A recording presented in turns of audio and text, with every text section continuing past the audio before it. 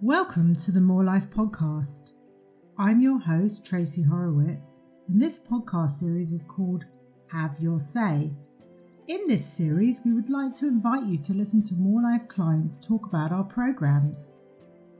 In these episodes, clients tell us their personal stories through their experiences before, during, and after attending one of our programs. In this episode, we hear a discussion between Dr. Edwards, our Chief Operations Officer and highly respected health psychologist, and a couple, Marie and Dixon, who participated in one of our Tier 2 face-to-face weight management programs. Brilliant. Well, thank you ever so much for joining me, Marie and Dixon. It would be great to hear about your experience on Morelife. I know one of the things that you've said has been helpful for you is the self-monitoring and self-awareness side, especially related to food. So what's your experience been with that? Well, I think the main thing that I got out of it was the realization of just how I'd got into that situation in the first place. Or never really thought I'd been doing anything too badly wrong. I didn't consider that I was an overeater. But after just really one session and, sort of buying into the calorie counting, just while we became aware of what we're actually eating, recording it, it very quickly became obvious, how much we were eating, and knowing that really in order to lose weight, there had to be a calorie deficit. So I was trying to stick to a 1,200 calories a day intake. It was quite a shock to me how little that is. But it's actually all you really need. And it was a total readjustment then on really looking at our, what we were eating, our portion sizes, getting the most nutritional value out of those calories that we were allowed, and really focusing on that side of things. So that was it for me. I think as well for me, on the first week, our instructor talked about, where you are on the journey, whether you were in denial or whether you're actually in the right place to start accepting that there was obviously something wrong with the way you've been running life up until this point. And that was good that was on the first week of the course. But I suppose not everybody is lucky enough to turn up on first day of the course in the right frame of mind to give it everything that it needs, because 12 weeks is plenty of time for you to go off the rails and start thinking that, you could just do it for 3 weeks and then it'll all be fine. I think we did go in with the right frame of mind on day one, which was really helpful. Yeah. And that was lucky, because that's not always been the case. January, just after you've done your Christmas, your January diet, that just comes around because of the calendar. It didn't come around because you're actually aware of it necessarily. Yeah. And what would you say the right frame of mind is? Was it about motivation or having an open mind? Well, for me, I felt that different people react to the information they're given differently, but there has to be an acceptance that given the age that we are, I'm in my late 50s, and it's not always easy to be in the classroom again. And that's what it felt like. I found myself learning about stuff that I really should have learned at school properly. But obviously I didn't, or I ignored it or whatever. For me, I had to have a little bit of humility. I couldn't sit there and say, yeah, but, because the yeah, but is what I heard quite a bit from all of us, I suppose. But the yeah, but is in itself a denial. If you think that it's not true, that what you're getting told, then you probably wouldn't have been there in the first place. Yeah, obviously, I feel very similar to that. I think this year it is a bit of a wake-up call. I turned 60 earlier this year. Looking to the future, I want to get to 100, and I want to get to 100 well. I don't want to be a burden to my children or to Dixon or to the National Health Service or anyone. I want to take ownership and responsibility for my own health, and it's only me that can do it, and it's a sort of a sudden realization. It's a goal thing. And so that's a long-term goal. Medium-term goal is things like we have a big holiday coming up and I would like to, it's all about sort of planning it. But also one of the biggest realizations and self-awareness things is that it was never going to happen quickly. I did realize that in my 20s, I could probably lose a half a stone in a week, whereas now I'm looking, I think I don't know, the timescale, we did about 3 months, didn't we? And I managed to lose in the region of about 1.5 stone, which I'm very pleased with, but it was like 0.5 stone a month. So it's that acceptance that things don't work the same way anymore in your body. Your metabolism slows down, hormones are changing, everything is a bit different. And it's persistence, perseverance. That was a big thing for me, because in the past, I've always felt that I just wasn't getting the results quickly enough, so I give up. Absolutely. I like the word acceptance, because that's, I think, a really big part of the program, accepting where we are and that it is a long-term journey. It won't end, really, I suppose, because, when you have got down to a sensible way, I'm now out of the technically obese stage, which is great. That will take some people a lot longer, some people less, I don't know. But that doesn't get me down to the ideal weight. I'm still, clinically overweight. I've got a long way to go. Still 1/3 of my body weight to take off. But when I get there, then I still have a proper calories amount that I'm supposed to have for that day. And that's what I was supposed to have all my life. So if I was used to eating, 3,000-4,000 calories a day, I got to learn that actually 2,000 calories a day is all a man can have. Yeah. And does that scare you? I mean, I suppose there Not are anymore. other... Not anymore, but it would have done at the start. Now it doesn't scare me at all. No, the habit has changed. Yeah. Okay. So doing this or something similar to this for the rest of your life doesn't feel unattainable. It feels realistic. Yeah. For me, yeah. Yeah, very much so. I think we've realised that in the past we ate too much. One of the habits that I've really had to address and change, and I think it's part of me, when I shop, I like to show people affection in my family that by buying them cakes and things that I think they really like. Where I think the biggest lesson to learn is that's not actually doing anybody any favours. Don't kill your husband. Yeah.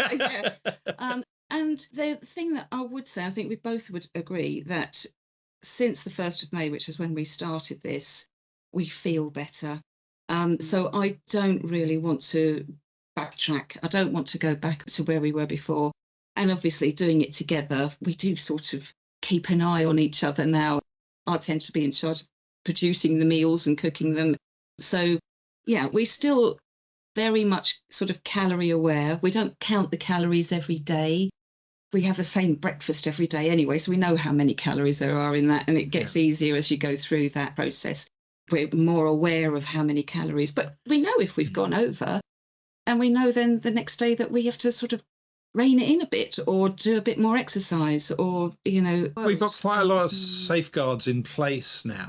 If it's a weekend and we know that we're going to have some wine that we're not supposed to have, but we are going to have because we've kind of planned, then, okay, good walk beforehand or go swimming or, do some exercise. It's not as if you can't burn calories as well as not eat them in the first place.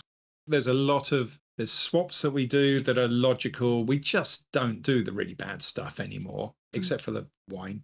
But we've swapped out loads and loads of things. And then we're very aware if we've gone over the limit. We don't stop ourselves from doing that. If we're going to go to a wedding or a big party or something where, it's a big thing, we'll enjoy it just like everybody else. Yeah. But we will know that that's got to be accounted for in the longer term. I like it. So it's funny. You seem to have struck a balance between taking this seriously and knowing why you're doing it. You want to be healthy, you want to live well and live long, but taking a relaxed attitude to it in a way and making sure you're still enjoying life at the same time.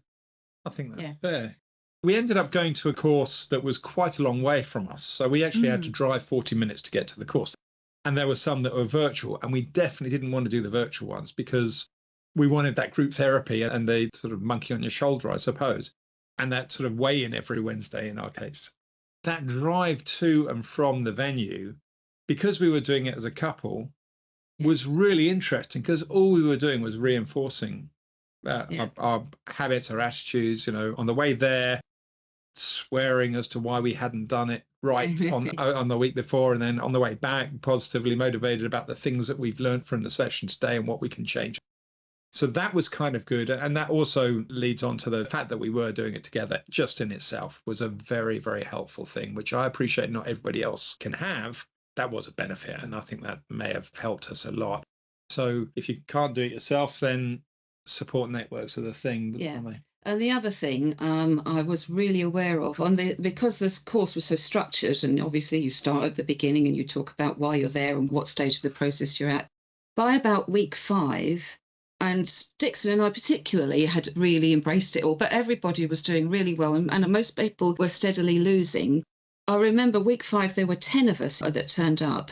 7 of us stayed the same. And it was disappointing. It was one of those weeks where we just went, what's happened? And we just clearly reached a plateau. And what was really interesting about that particular session was it was all about unhelpful thoughts. And it was almost timed. Our group leader sort of said, right, this is not an unusual thing to happen. This is the point where a lot of people just stop, give up, go backwards. And she was able to explain what's going on in your body, why your body might be plateauing, what you can do to maybe just overcome it. But mostly it is just keep going, patience. And, she was right. But it was good to have that shared experience with everybody that was at the same stage of the course that you were at. And it was good to have that sort of group motivation then to sort of say, right, next week we'll do better. It will happen. And it did. That following week, I think one lady plateaued, but she'd started a bit later. So it was really interesting, actually, that had happened to most of us at that particular stage. Yeah, we were told that was going to happen on week 1, really, that, there's an inflection point around about 6 weeks in where, for about 6 weeks, you can just use willpower to just, get yourself through and just, But if you're going to do that, you are going to fall off the bandwagon because you haven't actually started to address your underlying habits and your underlying behavior. So at that point, you have to reassess and say, okay, well, if you were addressing your underlying behavior, then hopefully you're going to be okay. But if you weren't, then the lessons from week 1 then start to come home, and then you hopefully accept them. Yeah. Brilliant. It sounds like some of the psychological aspects of the program, as well as the nutrition, were really helpful to you. And I think sometimes there's a bit of a misconception. People hear that it's a psychological program and they assume we're getting people to lie down on a couch and think about their tongue. We do that as well now. Excellent. Sometimes some people do have quite deep-seated emotional connections to food or have binge eating and things like that, which do need to be dealt with in a specific way. But even, you've said habits a lot, and habits and those behavioural aspects of what we consider some of the psychological aspects of the programme, those automatic thoughts that you were talking about, Marie, and how to reprogram some of our thinking are also. So would you say that the psychological aspects of the programme were particularly important? Oh, I think, it's really essential. I had the monkey on the shoulder of going to get weighed every week, and the walk of shame, and you're allowed to eat this and that, but you can't eat this or that. And then so you get restricted in your approach to diet and food. And then as soon as you reach your target weight and everyone cheers you and you leave, everyone goes to the pub. It just all falls apart because you haven't really changed your habit. You've just been, as Dixon said, just living on willpower and determination, which is still important. But the psychological aspect of, wow, how did I get into that situation in the first place? Now that I'm free to eat anything I want, I'm just going to eat anything I want. Whereas with the Morelife program, it is, you can eat anything you want, actually. There's no restriction. Just be aware of your calories and be mindful and understand what your goal is and why you're doing it.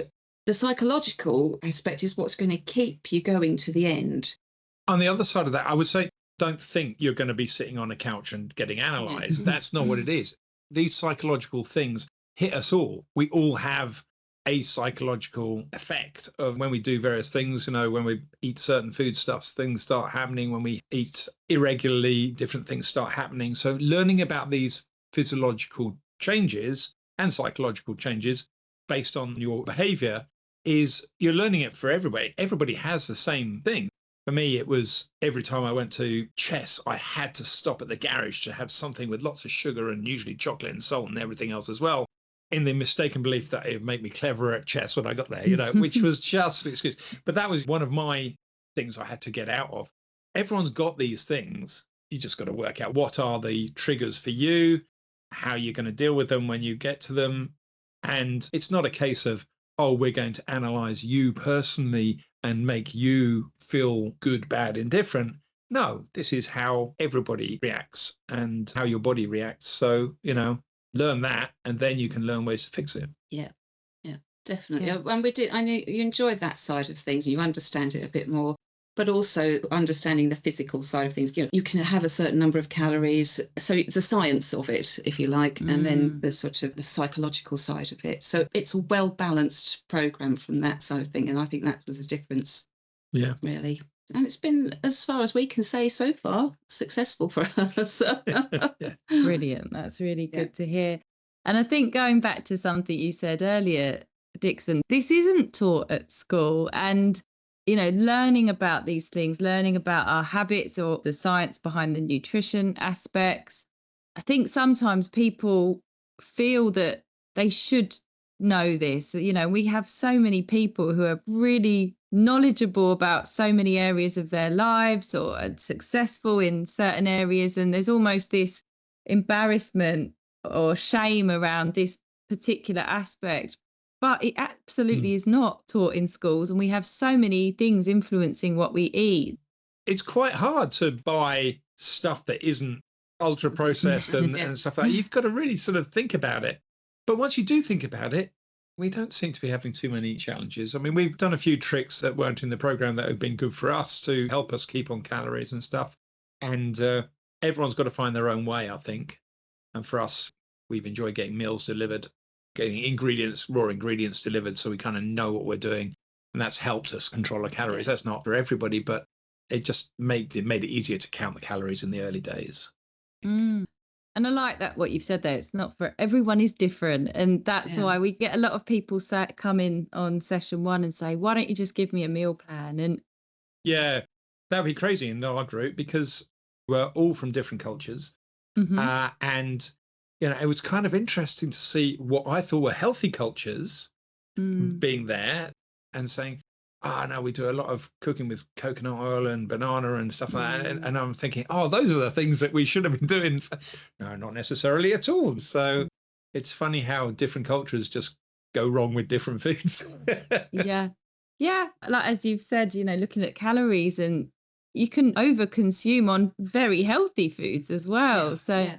One lady that was a fruit addict and didn't understand really why, because she thought as long as she's eating fruit, but 500 calories of fruit is the same as 500 calories in a bar of chocolate. It's that was something that actually shocked her. So it's simple, really, but it's not always obvious.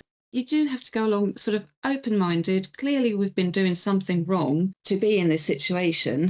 I mean, people were there at different stages of change. Some people were in a sort of contemplation mode and they were just not quite understanding why they were there, possibly having been referred by a doctor or whatever. We kind of self-referred, so we just knew we were at that sort of, let's take some action. We need to do something now. Well, the doctor pointed us in the right direction, and we both jumped on the opportunity, really. Yeah. But I think by the end of it, most people had come round to thinking they were grateful for having been on the course, and they stuck with it mostly. I think there was a pretty good result from most of the people on the course. So, it was very useful for us.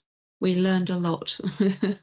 Excellent. So just to finish, if you could give 1 or 2 pieces of advice for someone starting the program, what would they be? And don't be afraid of repeating what you've already said. 1 or 2 key things. I'd say you've got to accept that you're fat. That's why you're there. And maybe you don't want to use that word, but that you're there, and you can't just say, it's just my metabolism. You've got to get yourself to a healthy weight. And that has to start by saying, I'm there for a reason. I've chosen to be there. It's in my capacity to fix. It's not somebody else's capacity to fix. Or I have to listen to what's happening and then engage with it. Acceptance is where I'll start.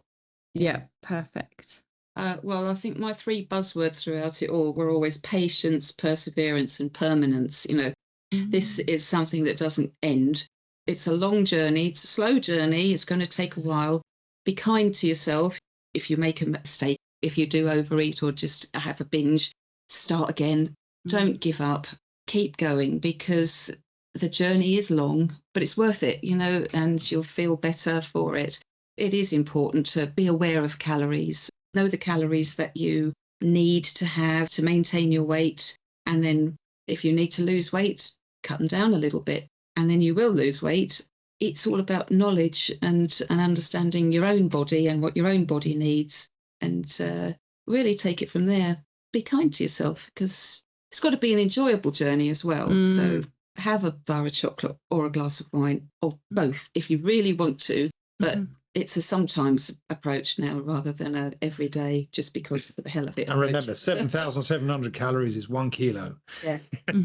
Yeah. I ended up putting everything I'd lost in my weight into a dumbbell. So as the dumbbell got bigger as I was doing the 12 weeks, until I couldn't lift a dumbbell anymore. That is brilliant. Yeah. I think sometimes those representations, especially on weeks where you maintain or you've lost half a pound, then going back and reminding yourself where you've come, that's a fantastic idea. Yeah. Brilliant.